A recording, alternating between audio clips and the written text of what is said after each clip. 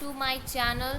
सो अगर आप मेरे चैनल पे न्यू हो तो सबसे पहले जाके चैनल को सब्सक्राइब कर दो, ठीक है। बेल आइकन को प्रेस कर दो और साथ ही साथ मेरे वीडियो को लाइक कर दो ताकि मेरे नोटिफिकेशंस आपको मिलते रहें। और चलिए स्टार्ट करते हैं। आज का हमारा जो चैप्टर है वो है reproductive health, chapter number 4 class 12 NCERT highlight हम करने वाले हैं। एक्चुअली ये चैप्टर टर्म 2 में नहीं है, मुझे पता है, लेकिन अभी ये वीडियो मेरा बनाने का मोटिव ये था। टर्म 2 में नहीं है, ठीक है, लेकिन ये चैप्टर आपके नीट में है। नीट ने तो कोई चैप्टर मिनिमाइज़ नहीं किया है ना, ये सिर्फ CBSE ने किया है। तो हमें सारे बुक्स के सारे चैप्टर्स को पढ़ने पड़ेंगे, इम्पॉर्टेंट है। और आने वाले जो बच्चे हैं जो अभी 2023 में जाके 12th में आएंगे उनके लिए भी इम्पॉर्टेंट है। तो ये चैप्टर हम क्यों स्किप करें। सो स्टार्ट करते हैं रिप्रोडक्टिव हेल्थ। पहला लाइन में NCERT हमें क्या बताना चाह रही है। आज बिना टाइम वेस्ट के मैं शुरू करूँगी भाई, कोई बकवास नहीं। You have learned about human reproductive system. हमने इससे पहले ह्यूमन रिप्रोडक्टिव सिस्टम पढ़ा है, नहीं पढ़ा है तो पढ़ लेंगे, जो नहीं पढ़े वो वीडियो देख लें, ठीक है। Let's discuss a closely related topic. ये ह्यूमन रिप्रोडक्टिव सिस्टम से काफ़ी क्लोज टॉपिक है क्योंकि उसी से मिलती जुलती यहाँ पे बातें हम करने वाले हैं, ठीक है। द टर्म सिंप्लीफाई या the term simply refers to the healthy reproductive organ with normal function. कौन हेल्दी रिप्रोडक्टिव होगा? जिसका जो रिप्रोडक्टिव ऑर्गन है वो हेल्दी होगा, ठीक है। यानी कि वैसे लोग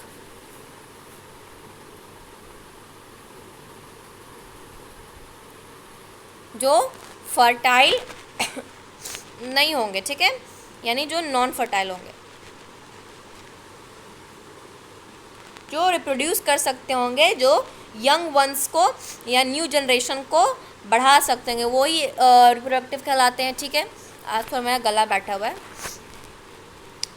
however it has a broader perspective and include the emotional and social aspect of reproduction also. इसमें सिर्फ और सिर्फ आपका पर्सनल नहीं बल्कि इमोशनल और सोशल एस्पेक्ट्स भी हैं जो हम पढ़ेंगे। अकॉर्डिंग टू WHO यानी according to world health organization, reproductive health means a total wellbeing in all aspects of reproduction, यानी कि वो physically, emotionally, behaviour and social सबसे वो हेल्दी हो, ठीक है। तभी हम उसको कहेंगे कि he is good for reproduction, he is good for fertility.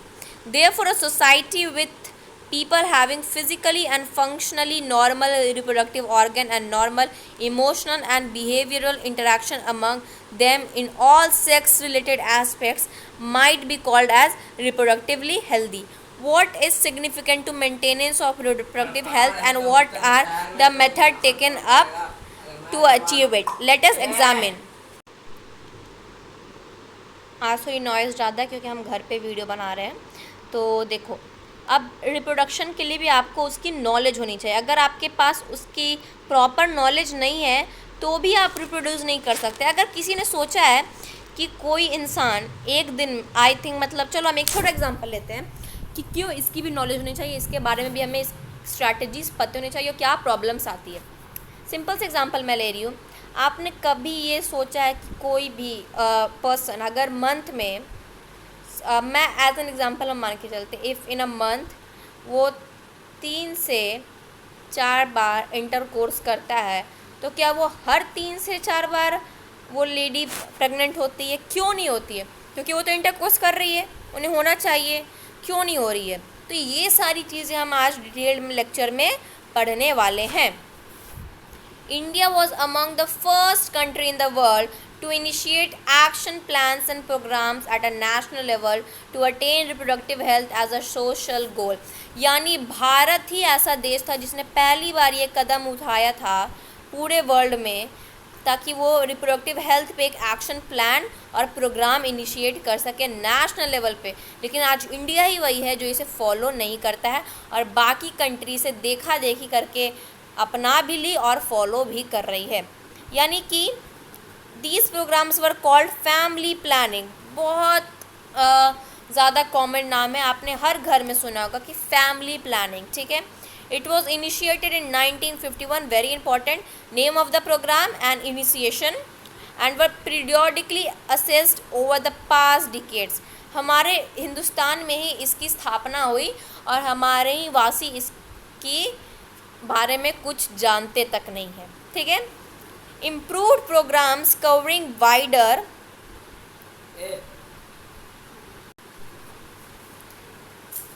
Improved programmes, ठीक है, क्या था last, sorry, improved programmes covering wider reproductive related areas are currently operation under the popular name reproductive and child health care, यानी RCH programme. जो हमारा family planning था, देखो, जो हमारा फैमिली प्लानिंग नाम का प्रोग्राम गवर्नमेंट ने बहुत इंडिपेंडेंस के बाद इनिशिएट किया था, आज उसको किस नाम से लोग जान रहे हैं, reproductive and child health care programme, यानी RCH, ठीक है। Next, creating awareness among people about various reproduction related aspects and providing facilities and support for building up reproductive healthy society are major tasks under these program। यानी कि लोगों के को aware करना, उनको इसके बारे में बताना, उनको अच्छी फैसिलिटीज़ प्रोवाइड करना ताकि वो रिप्रोडक्टिवली हेल्दी हों और एक हेल्दियर सोसाइटी में हमारा सपोर्ट करें। बहुत तरीके निकले थे, बहुत सारे सरकार ने कदम उठाए थे। सबसे पहले ऑडियो विजुअल, यानी कि उन्होंने बोल के, दिखा के, विजुअलाइज करके बताया with the help of audio visual. Print media, paper के through. Non governmental agencies have taken various steps to create awareness among people about reproduction related aspect. Non government agency यानी कि प्राइवेट एजेंसीज, यानी ऐसी agencies जो government के दायरे में नहीं आती है, ये सारी प्राइवेट एजेंसी होती है। जैसे हम कहते हैं ना कि भाई प्राइवेट जॉब कर रहे हैं, यानी गवर्नमेंट का इससे कोई लेना देना नहीं है, ठीक है। उसके बाद parents, other close relative, teachers and friends also major role in dissemination of above information, यानी कि हमारे parents, close relative, teacher, friend, उन्होंने भी काफ़ी कुछ इस प्रोग्राम के लिए आगे कदम उठाया। फिर उसके बाद हमारे इंडिया में आया सेक्स एजुकेशन, यानी introduction of sex education was welcomed in India in schools should also encourage to provide right information the young ones so that discourage children from believing in myths and having misconception about sex related aspects। School में ये programme शामिल किया गया ताकि हमारे बच्चों को, जो हमारे फ्यूचर है, जो यंग वंस है, जो आगे जाके हमारे फ्यूचर बनने वाले, उनके पास कोई गलत मिथ, यानी कि कोई गलत मिथ्स, यानी कि मिथ्स को आई डोंट नो हिंदी में क्या उसे कहते हैं, जैसे गलत अफवाह लोग फैला देते हैं ना, वो उनके पास ना पड़े। अगर उन्हें पहले से नॉलेज होगा तो वो बातों पे विश्वास नहीं करेंगे, और ताकि उन्हें कोई भी अलग मिसकंसेप्शन, यानी कि कोई भी फालतू बकवास अगर कोई बोले तो वो बता सके कि भाई देखो ऐसा नहीं, ऐसा होता है। इसलिए गवर्नमेंट ने स्कूल में भी ये एजुकेशन स्टार्ट किया। ये इनिशिएटिव बहुत अच्छा था गवर्नमेंट की तरफ से, काफ़ी अच्छा चला भी, लेकिन इसके लिए पूरी सोसाइटी को गवर्नमेंट का साथ देना पड़ेगा, जो इंडिया में बहुत मुश्किल से पॉसिबल हो पाता है। इसलिए हमें सब मिलकर साथ देते तो ये प्रोग्राम आज के टाइम भी काफ़ी अच्छा चलता है, अभी भी चल रहा है, लेकिन लोग आज भी इसे नज़रअंदाज करते आते हैं। Proper information about reproductive organ, adolescence and related changes, safe and hygiene sexual practice, sexually transmitted disease like AIDS, यानी एड्स STD है ना, would help people specially those in the adolescence stage group to lead a reproductive healthy life. यानी लोग को उसके बारे में knowledge होनी चाहिए, खासकर किस ग्रुप को, एडोलेंस ग्रुप को। एडोलेंस यानी टीनेजर ग्रुप्स को, यानी जो बच्चे 15 से 18, 19, 20 साल के होते हैं, उनको इसकी खास नॉलेज होनी चाहिए, क्योंकि ऐसे टाइम में ही ये सारी चीज़ें बढ़ती हैं। STDs यहाँ पे ज़्यादा बढ़ती हैं, ठीक है। प्रॉपर इन्फॉर्मेशन, अपने खुद के रिप्रोडक्टिव ऑर्गन के बारे में हमें कुछ तो पता होना चाहिए। हमारे पास जो बॉडी पार्ट्स हैं उसके बारे में जानकारी नहीं है तो हम उसे मेंटेन कैसे रखेंगे, हम उसे हाइजीनिक कैसे रखेंगे। पहले एक लोग का ये मानना था यार नहा रहे हो तो अपने प्राइवेट ऑर्गन्स मत टच करना, तो ये बहुत बड़ी मिथ्स थी। So it was very wrong at a time, but ऐसा नहीं होगा। अगर आप नहीं करोगे, अगर आप नहीं जानोगे तो अपने खुद के रिप्रोडक्टिव ऑर्गन के बारे में आप कैसे पता करोगे, ठीक है। उसके बाद रिलेटेड चेंजेस, एज के साथ क्या चेंजेस आते हैं बॉडी में वो पता होना चाहिए। हाइजीनिक सेक्सुअल प्रैक्टिस होनी चाहिए। ये सारी चीज़ आज हम इसमें चैप्टर में पढ़ेंगे।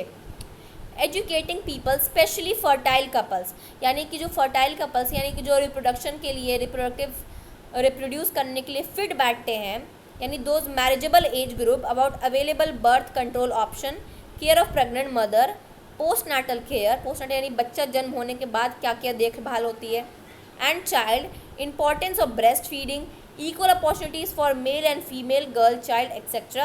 would address the importance of bringing up socially conscious healthy family of desired size. पहले के टाइम में क्या था बच्चों, देखो पहले के टाइम में मैं खुद के फैमिली की कहानी बताऊं, अगर मैं अपने पैटर्नल साइड पे जाऊं, ठीक है, पैटर्नल यानी पापा के फैमिली की कहानी बताऊं, पैटर्नल में क्या, मेरी दादी, ठीक है, मेरी ग्रैंड मदर, उनके खुद के टोटल आई थिंक 9 बच्चे थे, 9 बच्चे हैं। सोचो ये 9 बच्चे कहाँ पैदा हुए, तो कहाँ आए, इस धरती पे, इंडिया में, ठीक है।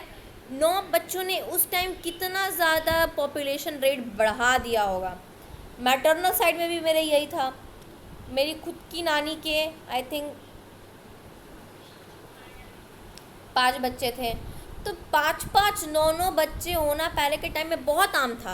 5-5 9-9 मैं बहुत कम बता रही हूँ, बहुत लोग के 11-12, ठीक है, 16-18 बच्चे हुआ करते थे। मुझे खुद को कुछ ऐसी कहानी पता है, मुझे याद नहीं आ रहा, ठीक है। ये बहुत नॉर्मल था पहले के टाइम में, बट ऐसा नहीं होना चाहिए। अब सरकार ने क्या निकाला है, 2 रूल चाइल्ड, ठीक है, ठीक है, 2 हम, मतलब 2 तुम, हम 2 या हमारे 2, ये आपने सुना होगा ना, 2+2, ठीक है, हम 2 हमारे 2, यानी कि एकदम न्यूट्रल फैमिली, न्यूक्लियर फैमिली, एकदम बिल्कुल इतना। अब चाइना का कितना अच्छा रूल है, मैं अगर चाहो तो इंडिया में इनिशिएट ज़रूर होना चाहिए। उन्होंने सिर्फ 1 चाइल्ड पॉलिसी रखी है। अगर आपके एक बच्चे से ज़्यादा है तो आपको बहुत सारी सुविधाएं नहीं मिलेंगी, ठीक है। उन्होंने 1 चाइल्ड पॉलिसी अपनाई है। इंडिया ने क्या अपनाई है, इंडिया में फ़िलहाल 1 चाइल्ड नहीं, लेकिन इंडिया में 2 चाइल्ड पॉलिसी अभी भी लागू है ना, कि अगर आपके 2 बच्चे हैं और उसमें से अगर एक बेटी है, गर्ल चाइल्ड के पे गवर्नमेंट ज़्यादा केयर करती है, क्योंकि ज़्यादा फीटिसाइड्स गर्ल का ही होता है ना। अगर उसमें से एक लड़की है तो आपको बहुत सारे बेनिफिट्स मिलेंगे। आपके 2 से ज़्यादा बच्चे हैं, बेनिफिट्स घट सकते हैं। तो इसीलिए लोग थोड़े थोड़े समझदार हो रहे हैं कि अगर हम ज़्यादा बच्चे पैदा करेंगे तो हमें हो सकता है ये सारे बेनिफिट्स नहीं मिले।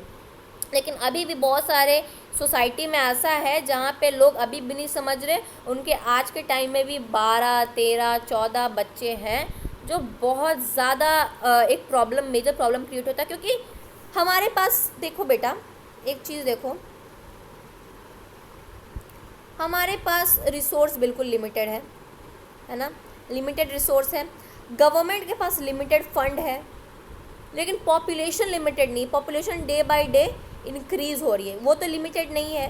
तो लिमिटेड रिसोर्स और लिमिटेड पॉपुलेशन में, फंड में गवर्नमेंट इतने बच्चे कैसे पालेगी। आप बच्चे पैदा कर दो, गवर्नमेंट पे थोप दो कि भाई अब हमें इनको नौकरी दिलाओ, इनको खाना ला के दो, इनके लिए अलग से घर बनवाओ, तो क्या कर सकती गवर्नमेंट। इसलिए गवर्नमेंट ने ये इनिशिएट किया कि भाई 2 चाइल्ड पॉलिसी करते हैं, 2 बच्चे से ज़्यादा नहीं होने चाहिए। अब बहुत लोग इससे कर रहे हैं, क्योंकि उन्हें भी पता है कि आज के ज़माने में अगर हम 2 बच्चे ज़्यादा रखेंगे तो हमें ही मुश्किल होने वाली है। तो ये बहुत अच्छा एक स्टेप गवर्नमेंट ने लिया। चलिए आगे चलते हैं। Awareness of problems due to uncontrol population growth, अभी हमने बात किया। Social evil like sex abuse, घरों में ही होता है, अपने फैमिली में भी होता है, आपको पता नहीं चल रहा होगा किसके साथ हो रहा है। सेक्स रिलेटेड क्राइम्स, रेप तो इतने आते, सावधान इंडिया तो भाई देखा ही होगा। Need to be create enable people to think and take necessary steps to prevent them and thereby build a socially responsible and healthy society. आगे चलें।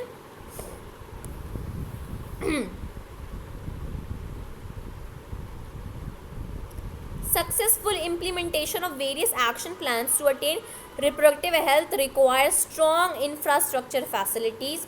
हमारे पास फैसिलिटीज़ होनी चाहिए ये सारे प्रोग्राम्स को इनिशिएट करने की। प्रोफेशनल एक्सपर्टीज़ होनी चाहिए, यानी उसमें ऐसे लोग होने चाहिए जिनको अच्छी जानकारी हो। अगर उनको खुद को जानकारी नहीं होगी तो वो दूसरे को जानकारी कैसे देंगे। मटीरियलिस्टिक सपोर्ट होना चाहिए हमारे पास। These are essential to provide medical assistance to care to people in reproduction related problem like pregnancy के time, delivery, STD, sexual transmitted disease, abortion, contraception, menstrual problem, infertility extra, ठीक है। In implementation of better techniques and new strategy time to time are required to provide more efficient care and assistance to people. हमारे एक ये थोड़ा important है, ठीक है। Statutory ban on amniocentesis for sex determination to legally check increasing menace of female feticide, massive child immunization, etc. Some program that merit mention in this connection. Amniocentesis बहुत होता था पहले के टाइम में। पहले के टाइम में 90s में इट वॉज कॉमन। एमनियोसेंटेसिस यानी अपने बच्चे का जन्म लेने से पहले ही उसका सेक्स पता करना, ठीक है, जानना कि बेटा है या बेटी, यानी कि इट इज़ अ बॉय और गर्ल। बेटा है तो ठीक है जलेबी बंटवा दो, अगर बेटी है तो क्या करवा दो, अबॉर्ट करवा दो। तो एमनियोसेंटेसिस लोग पहले इसीलिए करते ही थे ताकि उन्हें पता चल जाए बच्चे के जन्म लेने से पहले कि बेटा है या बेटी, ताकि हम उसे पेट में ही मार दें, ठीक है। और इसमें मैं बहुत शर्मिंदगी आती है कि कुछ माएँ जो खुद प्रेग्नेंट थी वो भी नहीं चाहती थी कि मुझे बेटी हो, औरत हो के वो नहीं चाहती थी कि वो उन्हें बेटी हो, तो वो खुद ही जाके अबॉर्शन करवा लेती थी। बहुत सारे केसेस आते थे और बहुत सारे लोग तो फैमिली प्रेशर में करना पड़ता था। लेकिन आज के टाइम में ये टोटली बैंड है। अगर कोई भी करवाते हुए पकड़ा जाता है तो उसे कानूनी सज़ा मिलती है। तो it is legally banned to check your female foeticides, क्योंकि इसके लिए फीमेल फीटिसाइड बहुत ज़्यादा बढ़ गया था उस टाइम, ठीक है। आगे, in amniocentesis some of the amniotic fluid of developing foetus is taken to analyse the foetal cell and dissolve substance, यानी कि बच्चे का जो बच्चा जिस यहाँ पे अगर इसी गर्भ में अगर बच्चा है तो इसके पूरे एरिया में फ्लूइड भरा हुआ, बच्चा फ्लूइड के अंदर होता है, देखो निकलेगा भी तो फ्लूइड के साथ। तो ये जो फ्लूइड होता है इसे हम कहते हैं एमनियोटिक फ्लूइड, क्योंकि वो कहाँ होता है, ये ए है, ठीक है, ये एमनियोटिक फ्लूइड होता था। तो डॉक्टर्स क्या करते थे, इसे इंजेक्शन के थ्रू निकाल लेते थे और इसमें केमिकल मिला के बच्चे का सेक्स पता कर लेते थे। समझ में आई बात? The procedure is used to test the presence of certain genetic disorders such as Down syndrome, hemophilia, sickle cell anemia, determine the survivability of fetus. हाँ, एमनियोसेंटेसिस आप करवा सकते हो, मगर अब यहाँ पे नीट का क्वेश्चन बनता है कि बैंड किस कारण से हुआ था, ताकि आप फीमेल बैंड किस कारण से हुआ था एमनियोसेंटेसिस, ताकि आप बच्चे का सेक्स नहीं पता कर सकते। एमनियोसेंटेसिस के थ्रू आप बच्चे का सेक्स नहीं पता कर सकते, लेकिन जो आप करवा सकते वो है कहीं बच्चे को कोई जेनेटिक डिसऑर्डर तो नहीं, कहीं उसे कोई डाउन सिंड्रोम नहीं, हेमोफीलिया, सिकल सेल एनीमिया। अगर ऐसा बच्चा पैदा हो गया जिसको डाउन सिंड्रोम है, जेनेटिक डिसऑर्डर है, तो एक तरह से वो हमारे सोसाइटी पे बोझ कहलाता है, या वो एक सोसाइटी के लिए एक तरह से रिलायबल हो गया, वो खुद कुछ नहीं करता तो सोसाइटी को उसे देना पड़ेगा। तो ऐसे बच्चे की सर्वाइबिलिटी का कोई मतलब नहीं होता। तो उन्हें पहले से ही पता कर लिया जाता है उनके गर्भ में ही कि उन्हें कोई ऐसी बीमारी तो नहीं, अगर है, अगर वो ठीक हो सकती तो ठीक है, नहीं तो तब जाके अबॉर्शन होता है। यानी एमनियोसेंटेसिस इन चीज़ों के लिए हो सकता है, इसके लिए हो सकता है। तो आप क्वेश्चन आपका नीट में यहाँ से आपको आ सकता है कि एमनियोसेंटेसिस हम किस चीज़ के लिए करवा सकते हैं और किस चीज़ के लिए बैंड है।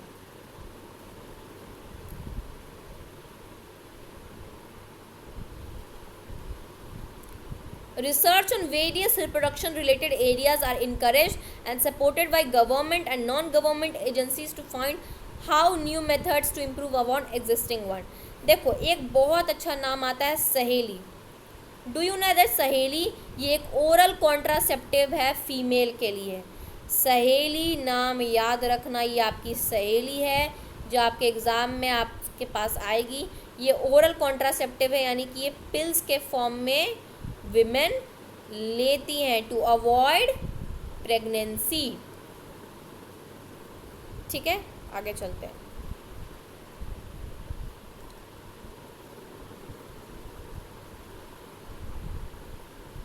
Okay, that was developed by scientist at central drug research institute. ये कहाँ डेवलप हुआ है? तो CDRI में। CDRI कहाँ है? लखनऊ में। इम्पॉर्टेंट है, very important. CDRI where it is in Lucknow. बहुत इंपॉर्टेंट है। कहाँ ये, इसका क्या नाम है? सेंट्रल ड्रग रिसर्च इंस्टीट्यूट सहेली। सहेली was invented in CDRI Lucknow, India. ठीक है। Better awareness about sex related matters, increased number of medically assisted deliveries and better postnatal care leading to decreased maternal infant mortality rates, increased number of couples with small families, better detection of cure of STDs, overall increased medical facilities for sex related problems etc. indicate improved reproductive health of society। यानी कि awareness about sex related problem, ठीक है, medical facilities बढ़ गई, तो post natal care अच्छे लगे। मैं यानी माँ जन्म देते देते मर जाती थी, अब ऐसा बहुत कम होता है। पहले के टाइम में ये बहुत ज़्यादा हाई रेट था, अब ऐसा नहीं होता है। ठीक है। अब small couples with small families हैं, यानी कि एक ही परिवार में एकदम 12-12 बच्चे हैं। अब फिर better detection and cure of STD, sexual disease का कुछ क्योर आने लगा है ना। ये सारी चीज़ें होने लगी हैं। आइए स्टार्ट करते हैं population stabilisation and birth control. यहाँ पे से कुछ डेटा है जो हम अपने कॉपी में याद रखेंगे। In last century all around development in various field significantly improve the quality and life of people. कुछ खास नहीं है यहाँ पे, मैं वैसे लाइनिंग कर देती हूँ। Increased health facilities along with better living condition has explosive impact on growth of population. World population which was around 2 billion यानी 200 मिलियन इन 1900 रॉकेटेड, एकदम बढ़ गया टू अबाउट 6 बिलियन। सबसे इम्पॉर्टेंट पॉइंट यहाँ पे एकदम फर्स्ट लाइन में आता है कि 1900 में वर्ल्ड पॉपुलेशन कितना था? 2 बिलियन। 2000 में वर्ल्ड पॉपुलेशन कितना हो गया? 6 बिलियन। और 2011 में कितना है? हो गया 7.2 बिलियन। सोचो पॉपुलेशन का रेट कहाँ से कहाँ पहुँच गया। 1900 में 200 मिलियन, 2000 में 6 बिलियन और 2011 में 7.2 बिलियन। यानी similar trend was observed in India too. ठीक है, ये वर्ल्ड पॉपुलेशन था, इंडिया का पॉपुलेशन नहीं है, ये याद रखना। ये वर्ल्ड पॉपुलेशन हमने रेट निकाला है, ये वाला। ठीक है। Our population which was approximately 350 million at the time of independence reached close to the billion mark by 2000 and crossed 1.2 billion in May 2011। इसको थोड़ा लिख लें।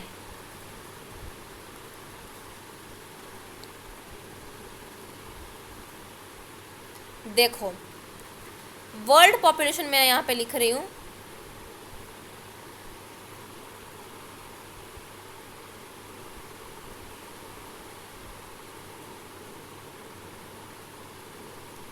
और यहाँ पे इंडिया का लिख रहे हैं। ठीक है। 1900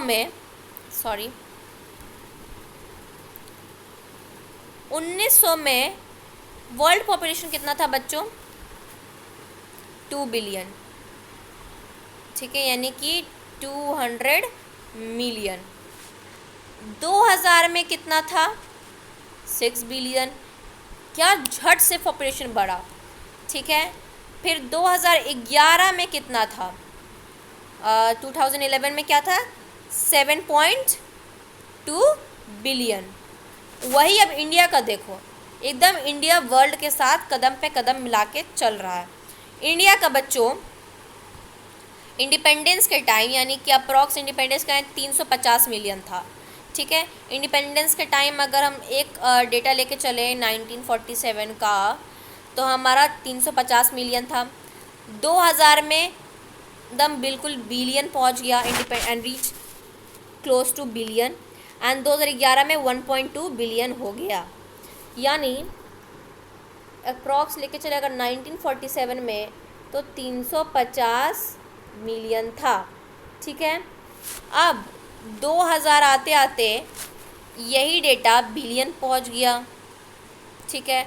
और 2011 में इट वॉज 1.2 बिलियन था ना।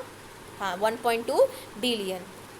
तो ये रिपोर्ट है, कंपेयर कर लो, हमारा इंडिया किसी से कम नहीं है, ये इन सब मामलों में भी कम नहीं है। तो ये चीज़ हमें बड़ी ध्यान रखनी पड़ेगी। इसी के बारे में एनसीईआरटी आगे बताती है कि उसके बाद रैपिड डिक्लाइन होने लगा डेथ रेट में, यानी मैटरनल मोर्टालिटी रेट में एमएमआर और इन्फेंट मोर्टालिटी में आईएमआर। आईएमआर और एमएमआर का फुल फॉर्म मस्ट याद होना चाहिए, बहुत इंपॉर्टेंट है। अब पॉपुलेशन बढ़ रहा है यानी कि मरने की संख्या कम हो रही है, मैटरनल रेट कम हो रहा है, इन्फेंट मोर्टालिटी रेट कम हो रहा है, तो लोग मर कम रहे हैं, तो पॉपुलेशन जाहिर सी बात है बढ़ रही है ना। As well as increase in number of people in reproducible age are probably reason for the, यानी कि इस एज पे काफ़ी लोग हैं, रिप्रोडक्टिव एज पे बहुत सारे लोग हैं और रिप्रोडक्शन तेज़ी से बढ़ रहा है, इसलिए ये सारी वजहें हैं पॉपुलेशन ग्रोथ की भी। Through our reproductive child health care RCH program could bring down the population growth rate, it was only marginal. According to 2011 census, population growth rate was less than 2%. 2011 में हमारा पॉपुलेशन रेट 2% से कम था, ठीक है। A rate at which our population could increase rapidly. Such an alarming growth rate could lead to an absolute scarcity of even basic requirement. यानी घर, कपड़ा, मकान, ये सारी चीज़ें भी हमें कुछ समय में नहीं मिलेंगी अगर हमारा पॉपुलेशन ऐसे ही बढ़ते चला तो। अब गवर्नमेंट इसके लिए क्या इनिशिएटिव उठाती है वो देखते हैं। The most important step to overcome this problem is to motivate smaller families. छोटे परिवार के लिए मोटिवेशन, कॉन्ट्रासेप्टिव मेथड्स यूज़ करना।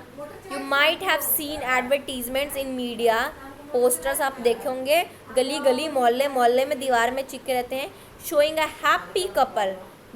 एक कपल दिखाते हैं जिसमें 2 बच्चे होते हैं, 2 चिल्ड्रन, नीचे स्लोगन लिखा रहता है हम 2 हमारे 2, we 2 are 2। Many couple mostly the young urban working people, यानी कि जो अर्बन एरियाज़ में रहते हैं उन्होंने ये तो पॉलिसी काफ़ी पहले अडॉप्ट कर ली है, और काफ़ी लोग ने तो 1 चाइल्ड नॉर्म अडॉप्ट किया है। किन लोग ने ज़्यादा अडॉप्ट किया है? अर्बन लोग ने, यानी जिन जो काम कर रहे हैं, बिजनेस कर रहे हैं, उनके पास टाइम नहीं है कि वो 2-2 बच्चे संभाले, उन्होंने 1 चाइल्ड पॉलिसी अडॉप्ट की है। Statutory raising of marriageable age of female to 18 years and then males of 21 years. Female का 18 साल और मेल का 21 ईयर्स। पहले 12-13 साल कुछ भी, अब ऐसा नहीं है। Now it is 18 and male it is 21। ठीक है, let us describe some of the commonly use contraceptive method which help prevent unwanted pregnancies.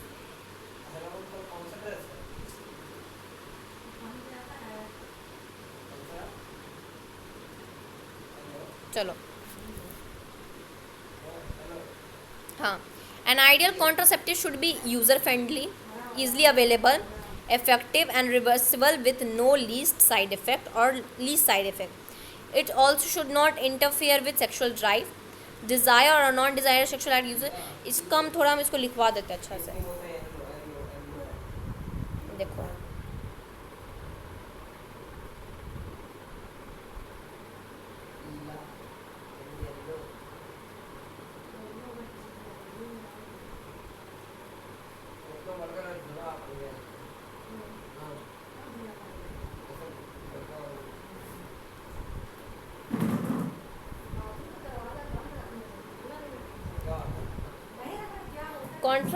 Characteristics of contraceptive. सबसे पहले क्या होना चाहिए? यूज़र फ्रेंडली होना चाहिए। भाई बजट में नहीं आएगा तो लोग खरीदेंगे कहाँ से? 500 का बेचोगे क्या? तो लोग ले ही नहीं पाएंगे, ठीक है। फिर और एनसीईआरटी ने क्या बताया? सबसे पहला ईज़िली अवेलेबल, ठीक है।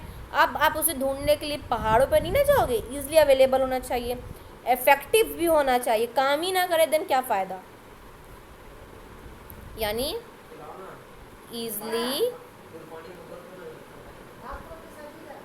ईज़िली अवेलेबल, तीसरा इफेक्टिव,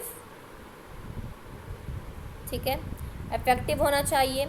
उसके बाद रिवर्सिबल होना चाहिए, यानी ये नहीं कि अभी मान लो, 1 मिनट रुको मैं लिख लेती हूँ।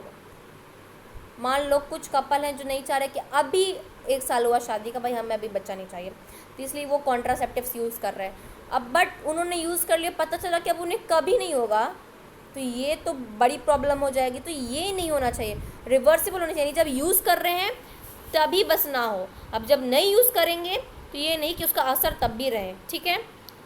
Easily available, user friendly, effective. उसके बाद no side effect. Side effect हो गया, बीमारी होने लगी तो फिर नुकसान है। नो साइड इफ़ेक्ट या बिल्कुल लीस्ट होना चाहिए, बहुत कम हो रहा है मतलब बहुत कम, ठीक है। A wide range of contraceptive, और एक लास्ट है, no interference with sexual drive.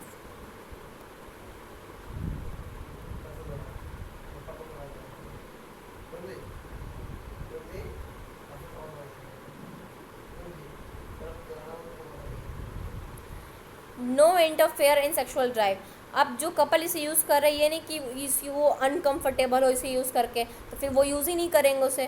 तो no interfere in sexual drive, user friendly होना चाहिए, यानी आपके बजट में होना चाहिए, ईजिली आपको मिल जाना चाहिए, हर शॉप में आपको अवेलेबल होना चाहिए, मेडिकल शॉप्स में। इफ़ेक्टिव होना चाहिए, रिवर्सिबल तो होना ही चाहिए। पता चला अभी यूज़ कर रहे हैं, पता चला कभी अब प्रेग्नेंट नहीं हो पाएंगे, बड़ी प्रॉब्लम हो जाएगी ना। नो साइड इफ़ेक्ट या लीस्ट साइड इफ़ेक्ट होना चाहिए। आज तक ऐसा अभी एक बताऊंगी मैं जो बिल्कुल उसका कोई साइड इफ़ेक्ट नहीं, लेकिन ऐसे अधिकतर कॉन्ट्रासेप्टिव्स के थोड़े मोड़े साइड इफ़ेक्ट्स होते हैं, ठीक है। आगे, wide range of contraceptive method are presently available and could be broadly group into the following categories. पहला आता है नेचुरल बैरियर, नेचुरल मेथड जो ट्रेडिशनल, यानी उसमें हम लोग कुछ यूज़ नहीं करते, हम लोग नेचुरली प्रिवेंट करते हैं प्रेगनेंसी। फिर बैरियर्स लगाते हैं, ठीक है। बैरियर्स हम पढ़ेंगे, फीमेल कॉन्डम्स है मेल, और उसके बाद हम आईयूडीज पढ़ेंगे, ठीक है, जो इंसर्ट किए जाते हैं बॉडी में, ठीक है। ओरल कॉन्ट्रासेप्टिव जो पिल्स के फॉर्म में जनरली विमेन लेती हैं, इंजेक्शन के फॉर्म में भी होता है। फिर इम्प्लांटेशन हो जाता है, ठीक है। इम्प्लांटेशन यानी हम फीमेल में लगा देते हैं, मेल्स में लगा देते हैं। सर्जिकल मेथड यानी वैसेक्टॉमी, ट्यूबेक्टॉमी पढ़ेंगे हम, मेल में वैसेक्टॉमी, फीमेल में ट्यूबेक्टॉमी, है ना। ये सारा कुछ हम नेक्स्ट क्लास में पढ़ेंगे।